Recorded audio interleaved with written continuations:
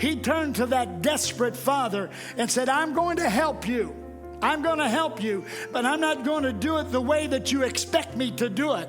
I'm not going to do it in that manner. And the nobleman, he begged again, please, sir, come with me before my child dies. He didn't have time to talk. He just needed Jesus to stick to the formula. And the formula was he was going to go there. He was going to ask him to come with him. He was going to bring him back. And Jesus was going to lay hands on his son, and he was going to live. He wasn't accustomed to begging. He was a royal official, but he had nothing left to surrender except his dignity. That's all he could come with. And in his eyes, this was a desperate situation. It really was. And he needed immediate help, and he was willing to do anything that was necessary to make that come to pass. Now, I love it in John chapter 4 in our 50th verse, because Jesus just looks to him and says 5 words. He says, go, your son will live. Now, I got to be honest with you. I would have wanted more than that.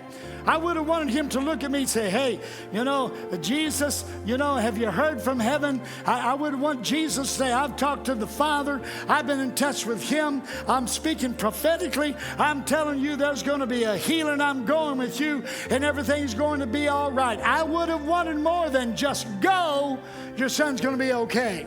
Go, your son's going to be okay. And so there's an element that we are seeing here that God is bringing us into this particular thing, that he's going to help us to understand what Jesus is about to do. So he's going through all of this. Jesus tells him he's going to live. He's going to live. You just need to go. Well, what do you do? Look, what do you do when you don't get the answer that you expect? What do you do? I mean, what's your next step? How do you begin to deal with this? You are facing a defining moment. A defining moment in your life, and something significant can take place right here as you deal with this defining moment. Ladies and gentlemen, I'm here to tell you, throughout your Christian walk, you are going to have defining moments, and how you deal with them is going to make the difference in the victory that you walk in your life. Will somebody help me out right there?